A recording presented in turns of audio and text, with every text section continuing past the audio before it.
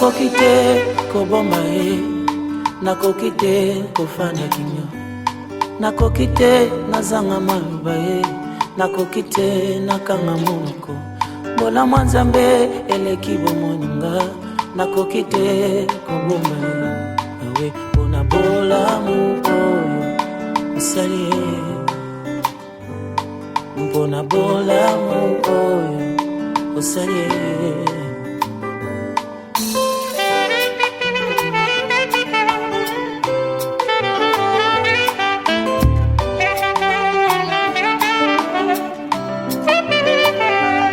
Nakoki te nafanda kimia, nakoki te nakanga monoko. Pola mwa Nzambe elekelinga mosantu, nakoki te nazanga maloba. Akanisakanga ata nakanisi yete, Yesu nangao nazwa natalo yaya. Pona bolingo oyo namoni ye, mpona bolamu oyo osali ye.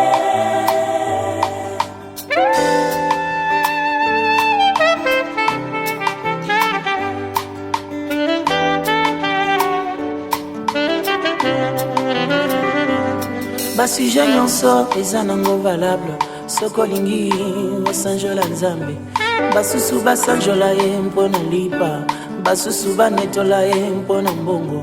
Sujet nyonso eza nango na tina, a condition que ozala mosantu yaya. Mpona bolamu oyo osali ye, mpona bolamu oyo osali ye.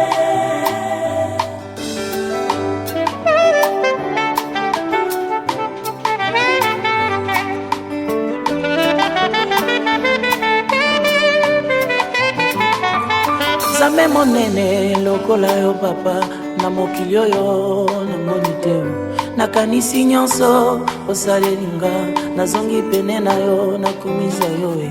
Balobi nanga nabinaka lokola liboma, kasi nayebi sujet ya mabina nanga eza bolamu oyo osali ye,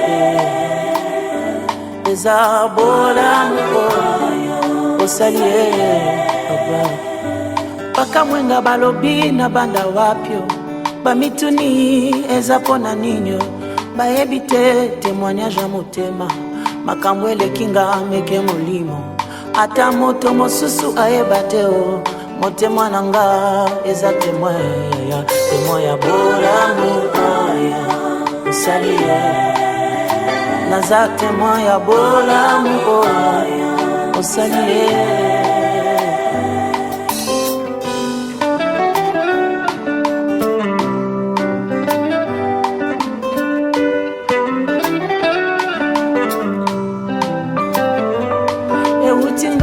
Mozinda motema ebiminga kino monoko, nalingi nakanga kasi nakoki te o. Motema nanga esi etondi na bolamu na Nzambe, na libota to pe na sante nanga yaya. Nayemba bolamu oyo osali ye, nayemba bolamu oyo osali ye. Na etonga maboko nanga likolo, molimo nanga esi ye mati.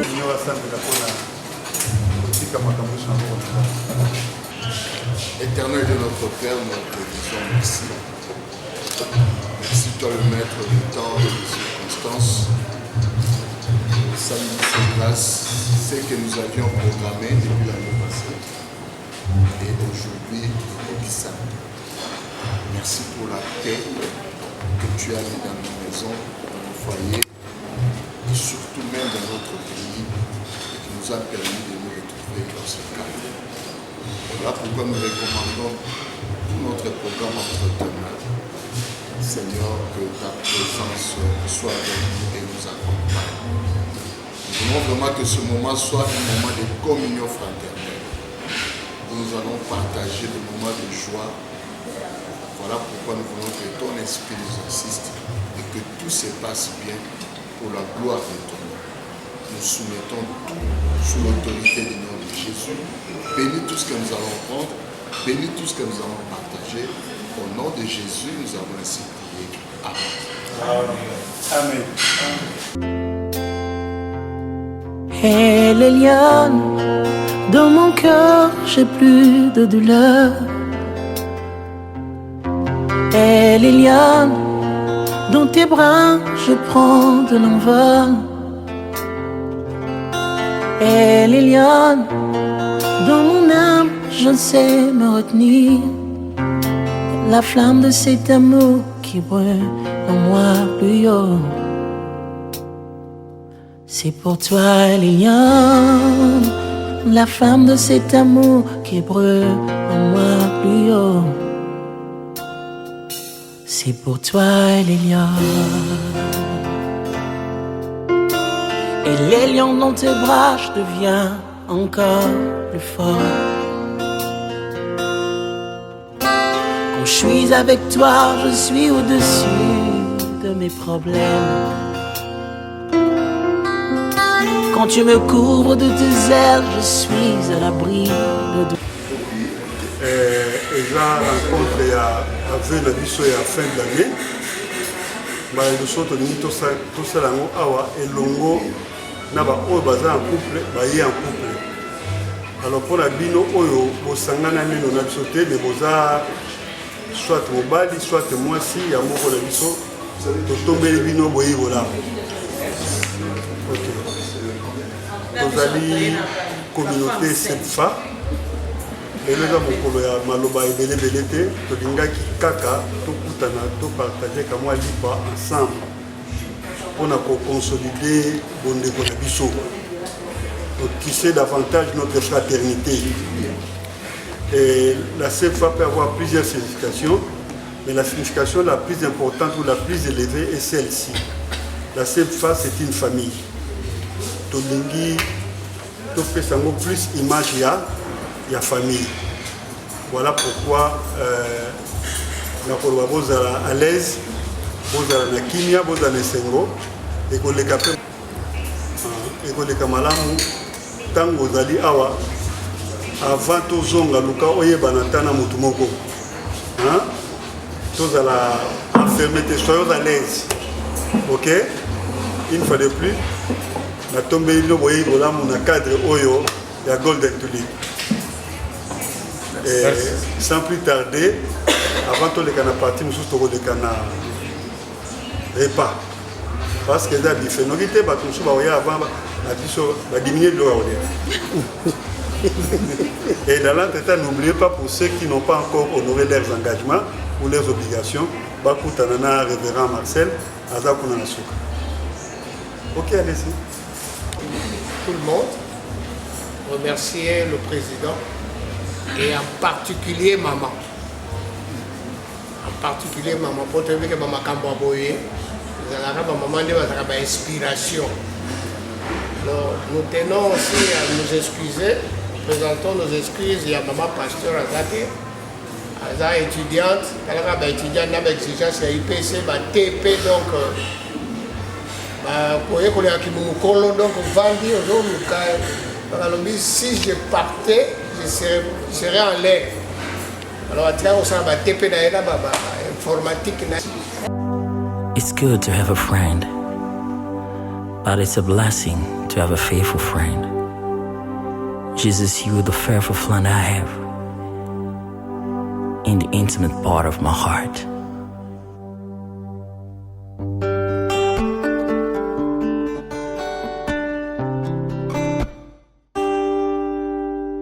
My faithful friend, you're there everywhere I go in my life.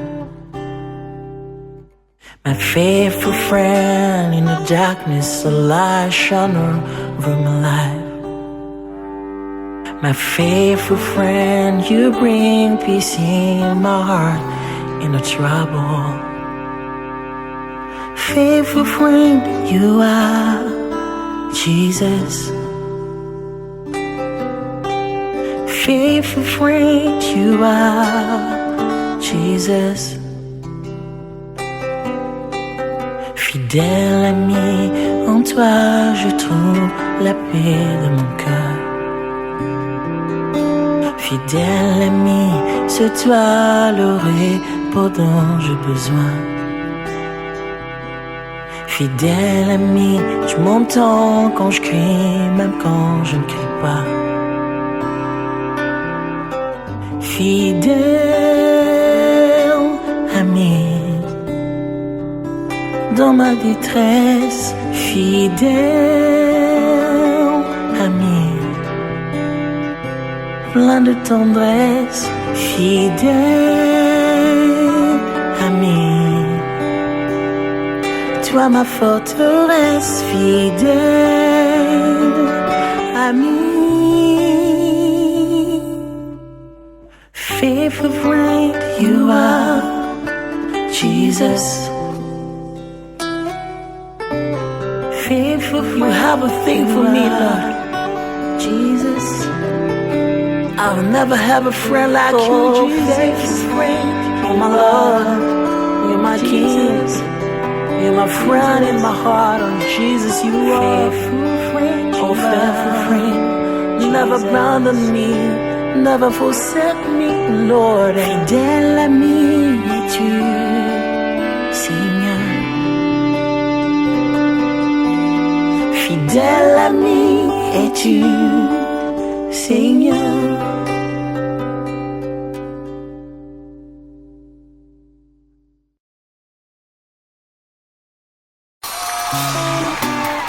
Fanda na ngwende na yopo na seko umela mosantu bongo biso toso pa masanjoli na makolo na oya yo nzambe umela kapo na seko.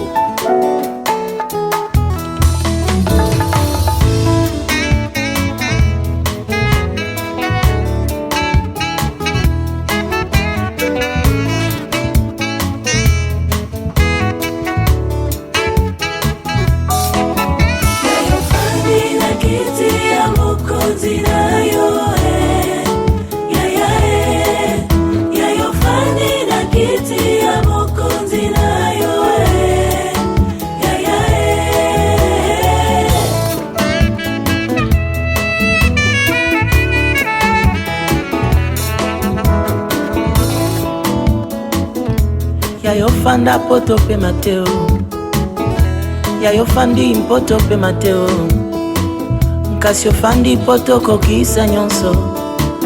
Après avoir tout accompli sur la terre, ozwi kombo koleka ba kombo nyonso, bapesi ngwende koleka ba ngwende nyonso. Ofana na ngwende tongama na maboko ya moto te, menize ya ngwende na yonde nani yo. Nabotama nakuta yo nzambe na sena moyo, nakoleka kotikala nzambe na sena moyo. Abraham aleka kasi oza nzambe na sena moyo. Lelo nazana esengwa konetola ngwende na yo e. Oh ya ya e, oh ya ya e. Ayo e ya ya oh, bokonzi na yo e. Oh ya ya e. Manaso paliboso na roi de roi, ya ya e, mokonzi nanga o. Zokande mokonzi azalaka ya ya nanga, adeleki na ye o, afanda nseko na seko, ya ya e.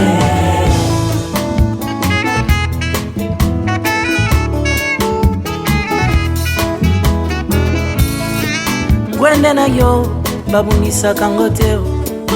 Ngwende na yo, etata banaka te. Ngwende na yo ebanga rebellion te. Ngwende na yo eninganaka te. Te savoir sur le trône me rassure Seigneur. Surtout na yebi ofanda kaka po yamba masanjoli na nga te, kasi ofanda mpe po kata makambo na nga nkolo. Mingi na yebi ozalaka na kan ya basantu, yango soki mokili ekozala besoin ya vi na nga. Je suggère que le trône soit occupé par Jésus et Jésus, oh, oh, ya ya eh. Oh ya ya eh. Mandi lelo te obanda uta éternité mon sang tu n'engayo. Oh ya ya eh. Tu n'as pas de mandat, tu es roi jamais. Oh ya ya eh. Oh ya ya eh. Vanda umena na kiti ya bokonzi mosantu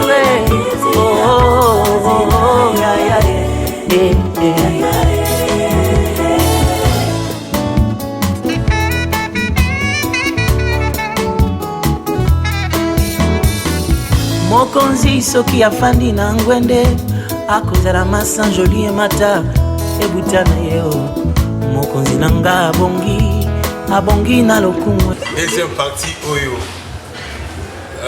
raison d'être na biso awa eza échange privé. Alors toyebi ke oyebi numéro oyo ozwaka tozobanda na numéro 1. Il y avait des numéros. Pasteur tout ça nango la numéro le côté discrétion seulement on peut ça kana komboka. Ok bon moi je commence.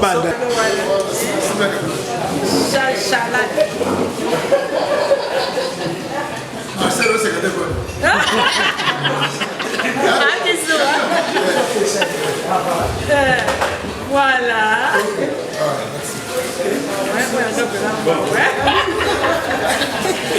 Ils sont tous là qui deviendra Marcel.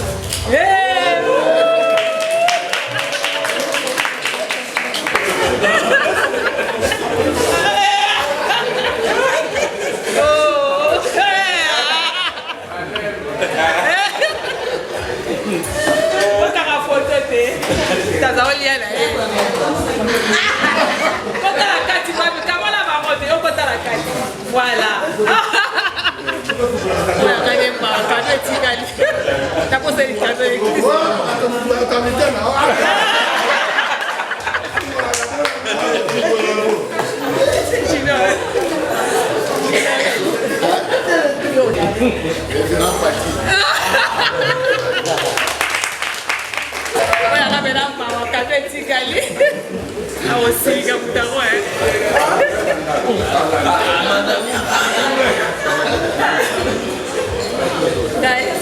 D'abord, c'est des cadeaux de l'église de la Carmen.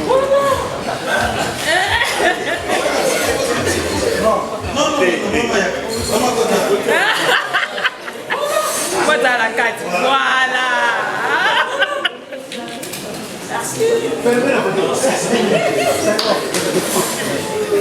Mais quand cadeau est tigali.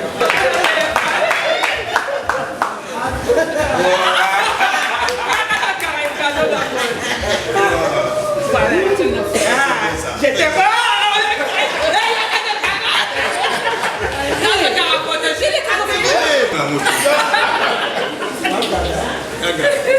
Mais bisous de Monica donc. Il y a mon téléphone, il y a mon. Voilà.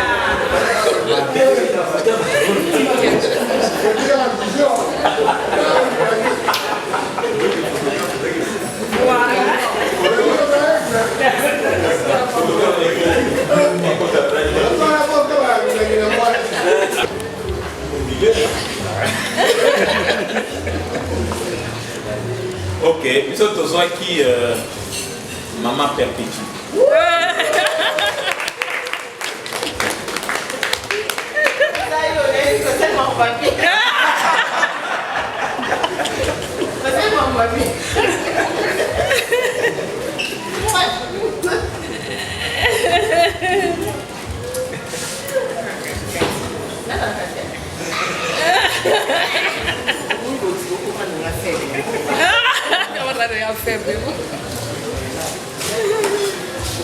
Merci. Révérend Zikende Nbango. Il y a pasteur Lévier. Mais le pasteur Lévier qui n'a pas pu se faire pasteur John. Lévier. Pourquoi il était pasteur John?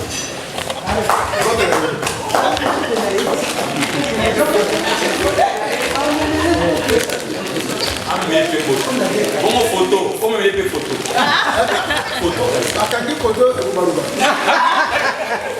Il y a pasteur Ange Boulia Benamoni a été. Alors, mais il était dans Ange Carmel. Pesa papa bon calmer là ça. Pasteur Marcel. Il y avait là-bas d'ailleurs. On dit voilà, c'est on avait ailleurs.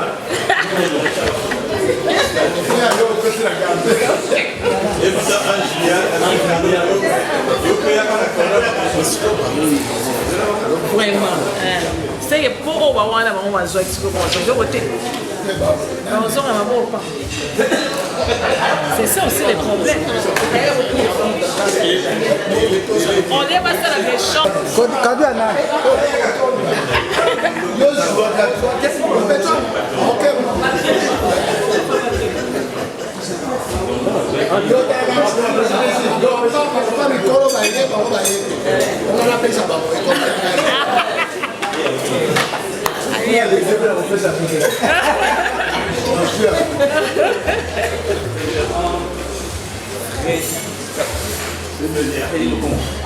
Freddy le con again.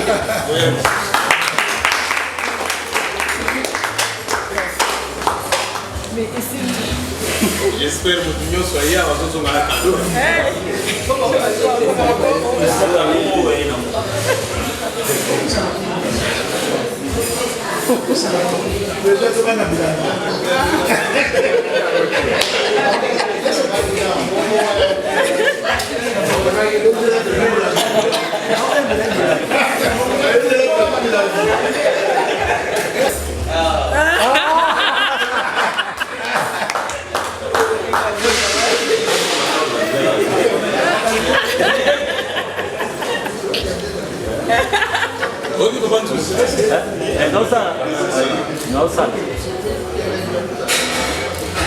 Et puis pour votre information, le pasteur sacré va se marier au mois de juin de cette année. Ok. Mois de juin. Mois de mai.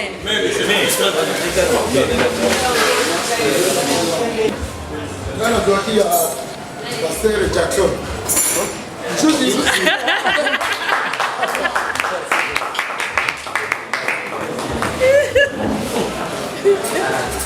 C'est Jackson.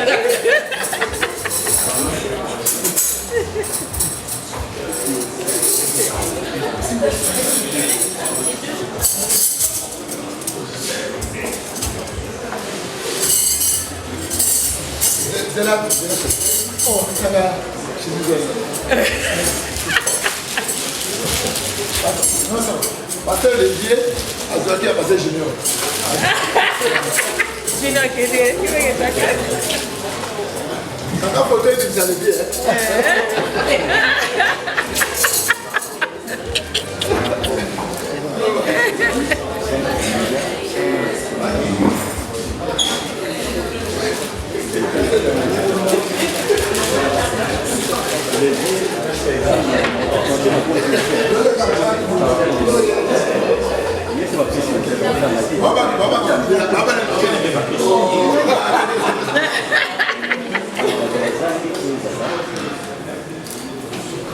Ok, il y a Misato, il y a pasteur qui encore Roger, Azoaki, il y a pasteur Blanchard, mais la fille qui a besoin de pasteur.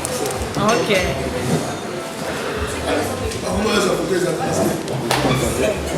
District victime. Victime. Non, c'est victime.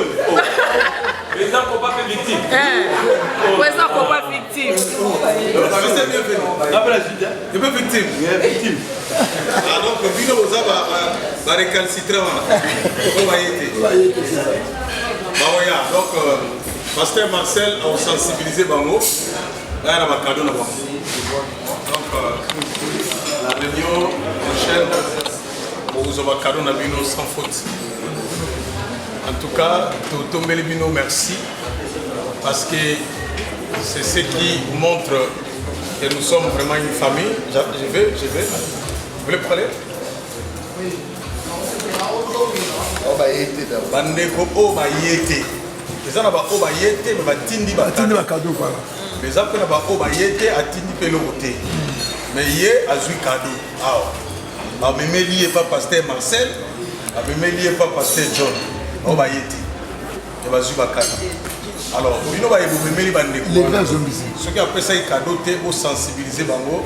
La réunion prochaine, il y a un cadeau na Bango. Va faire ça, Bandeko. bapesi baninga bango bazwi te. Donc c'est très important cet élément. La réunion prochaine, tout tenir compte na yango. Bongo, dans l'ensemble, d'abord nous tenons à vous remercier sincèrement pour ces sacrifices et puis marque il y a confiance que vous avez dans l'organe directeur, pour le district Nabiso. C'est ça la famille. Le président toujours l'habitude de dire nous sommes une famille. Et la famille, c'est tout Kutanaka, c'est tout partageaka, l'expérience. Ça fait partie d'un élément que nous allons rendre encore beaucoup plus fort. Donc, ma maman a oublié pour la première fois, quand vous avez un papa qui est conseil des pasteurs, là vous avez un rendez-vous dans le cadre de la famille. Prochainement, nous allons faire une réunion avec le pasteur, parce que le ministère ou l'appel que Dieu nous a donné, c'est un appel qui doit être accompagné. Donc, vous allez, la 4e appel, vous avez aussi besoin, il y a beaucoup plus d'informations pour votre couple ambitieux, ils sont beaucoup plus solide, ils ont la casse. Donc, nous allons pour ça, vous allez pour accompagner tous ces hommes de Dieu qui sont là. En tout cas, une fois encore, merci de passer samedi Moko Malam Awa dans ces beaux cadres paradisiaques. Donc prochainement peut-être nous serons ailleurs, mais ce qui est vrai, la rencontre est bouée, et vous allez kaka, aussi longtemps Dieu nous prête la vie et notre district qui nous ouest, ils ont demeuré et vous allez kaka parce que l'initiative ils ont aidé. Nous allons mettre ça dans le président Google. Donc, lui réfléchit beaucoup. Vous savez Googlette.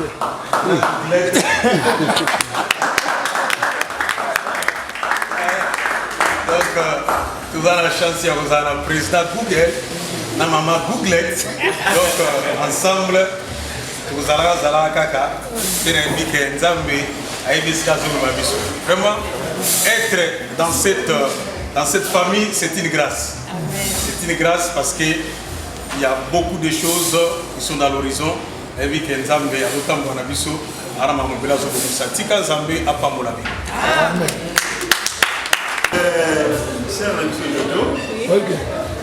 transmettre les remerciements à la hiérarchie, dengue to commissaire au pasteur. Mais on a bien mangé. Na quand ça va tourner à 3-4 tours de la coquille de maman. Allez, mime, non, merci.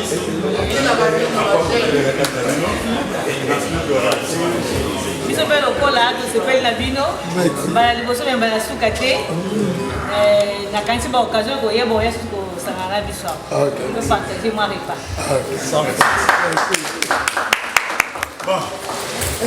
Merci. Ngaïndé, c'est le pasteur Jackson Zouzi. Nazali pasteur nakati ya communauté CBFA, 44e CB, et c'est 44e CBFA, et particulièrement dans l'église La Gloire pour Christ. Quand Nazali pasteur, il y a la paroisse à Makala 1. Alors, surtout Sangani Alelo Awa, ils ont juste échange de vœux dans la communauté Nabiso, 44e SCC CBFA. Donc voilà, il y a tout Sangani Kati Sika Otoali, pasteur Biso Awa, échange de vœux pour Naboubanamoula Sika, Makamunyo surtout. Voilà la raison d'être les Kati Sika Otoali. Les impressions sont bonnes parce que Biso Vandiwana, Nabasi Nabiso, vraiment, et c'est mon pénal. Donc souhaiter que le journal est là. Quand bien même qu'ils allaient échanger de vœux, mais tout nous basi na biso. Ce que nous faisons pour notre Dieu, Baïa et le monde biso bamuna musa tout ça là pe bakota kati na nani na ambiance tout ça na on a kati na copa na biso. Voilà autre rôle bayamwana. Donc nana li pasteur Jackson na kati na CBFA na copa alors conseil de pasteur nana zoko assumer un rôle de secrétariat. Donc voilà autre rôle bayamwana. Je suis maman pasteur Anifa, épouse du révérend pasteur Patrick Kabarou de l'église La Communion Fellowship en anglais, qui fait partie de la 54e communauté, ECC communauté CNFA. Et nous sommes réunis, si je peux dire cet après-midi, dans le cadre de l'échange entre les pasteurs du COPA. Bon, nous bénissons le Seigneur parce que nous avons quand même voulu commencer cette année avec cette ambiance en fait, de famille, d'union, de partage, de communion fraternelle. Et nous avons eu à passer de bons moments ici, dans ce beau cadre qui nous a reçu cet après-midi qui est Golden Tulip. Et là, nous avons partagé ce petit repas qui a été dans le sens où, dans le cadre de la communion fraternelle. Et nous bénissons le Seigneur pour cela et nous croyons fermement que cette année sera une bonne année pour chaque pasteur ou chaque révérend ici présent ainsi que pour leurs églises respectives et aussi pour leurs familles. Et en tout cas, nous souhaitons toutes les bonnes choses. Nous souhaitons que le Seigneur, de la même manière qu'il a commencé avec nous cette année 2026, qu'il chemine avec nous comme Emmanuel et qu'il termine aussi cette année avec nous comme l'Oméga. Et nous espérons que des occasions pareilles, ce n'est pas la dernière, mais il y en aura pour les années prochaines. Merci et bien de bonnes choses à vous. Révérend John Mutepa, le pasteur responsable de l'église de la Bonté Divine, membre de CBFA, 44e communauté. Aujourd'hui, nous sommes là. C'est pour, dans le cadre du COPA, où nous sommes, comme l'année venait de commencer, il fallait qu'on se retrouve pour le chant du vœu, le nouvel an, raison pour laquelle nous sommes là, dans ce beau cadre de l'hôtel Golden Tulip. Et vraiment, c'est un très bon cadre que nous tenons à remercier sincèrement notre président Kindia pour cette merveilleuse initiative et la manière où il a choisi ce cadre ici, c'est un très beau cadre que nous souhaiterions que dans les années à venir, de temps en temps, on puisse passer ici pour des communautés fraternelles, de partage, des moments de détente. Et voilà, nous sommes là qui s'est dépassé. Nous tenons à remercier toute l'équipe. Les hommes de Dieu ont mis de leur main afin que cet événement puisse se réaliser. Vraiment, encore nous demandons seulement que la bénédiction du Seigneur soit sur nous afin que les jours à venir, non pas seulement ces cadres, mais aller au dehors de ces cadres, plus meilleurs encore que ces deux. Ça sera une bonne chose. Merci beaucoup, Président. Maman Thérèse Tukwemi, ancien pasteur, bienvenue Tukwemi. Remercier Papa de Bisso Kindia, Wanaza Père spirituel Nangai, Tobandi, ministère Wana, aux amitiés qui nous donnent. Alors, je vais inviter que Bisso peut à la base, pasteur, le pasteur à Pozna. Merci beaucoup pour la sortie officielle. Oyo asali biso kwa kado na mokolo lelo nzambe mpenza azwa moko na yango abakisa lisusu ebele esuka kaka te tokende bisika oyo mpe tokende ya dehors esi ya kine bisika mosusu nzambe mpenza apambolaka couple nyonso omona bisika oyo nzambe azongisa esu ya mingi mpona papa na biso. Merci beaucoup, merci beaucoup. De l'église Mont-Reb, de la 44e communauté CFA, communauté CFA, district Kin-Ouest. Bon, nous sommes vraiment dans la joie de la première rencontre dans Bissau il y a année 2026 pour tout ça l'échange de vœux. Vraiment, je suis vraiment en joie parce que en tout cas, Ndenge, c'est là qui tout ça là-haut. Ndenge Leki, vraiment, nous remercions notre président Kindia, à toi qui est ici sur le cadre. C'était vraiment une première pour nous. Au niveau de la communauté, nous avons beaucoup apprécié, nous sommes vraiment contents. Et en tout cas, sur ces actes, avons passé un moment de communion fraternelle. Et cela montre vraiment que l'année Olo, dans l'amour, dans la joie, et je crois que nous ferons de grandes choses avec notre Église. Merci à tous les révérends qui ont répondu. Merci à la épouse de Maman, nous étions en majorité en couple. Et surtout encore grand merci à au président, vice-président, les trésoriers, nous sommes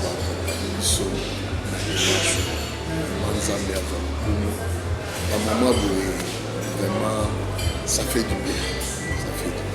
Surtout que nous, ça, c'est trop stressant. Moi, de temps, une fois encore, président, le bon ami.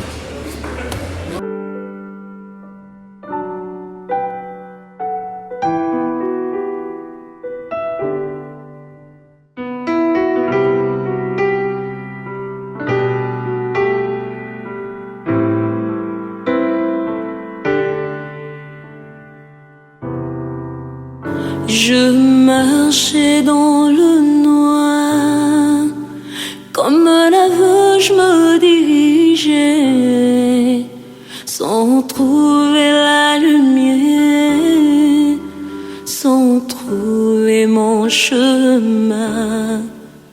Le diable m'a essayé et me dominait. Je n'avais plus d'espoir. Mais lorsque j'ai tourné mon regard vers le Créateur des cieux, lorsque j'ai remis ma vie entre ses mains, il m'a répondu, il m'a touché, il a fait de moi son enfant.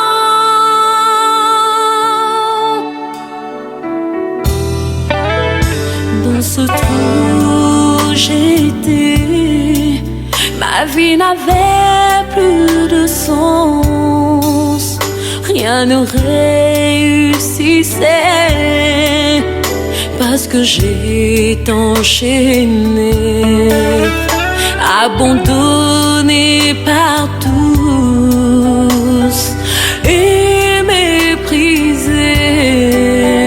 Je n'avais plus d'espoir. Oh, oh, oh.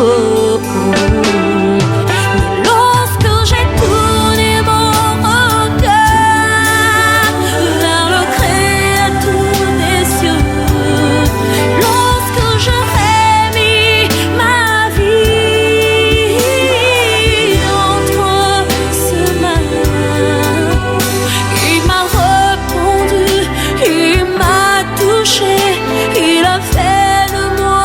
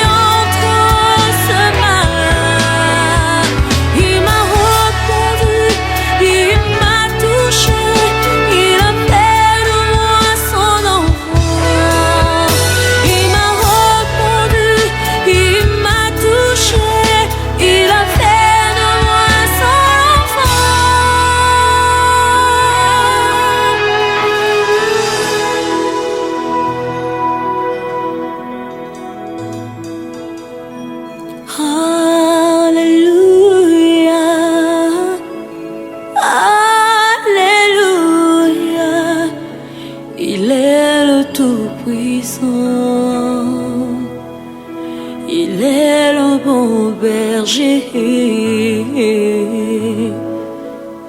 Jésus-Christ.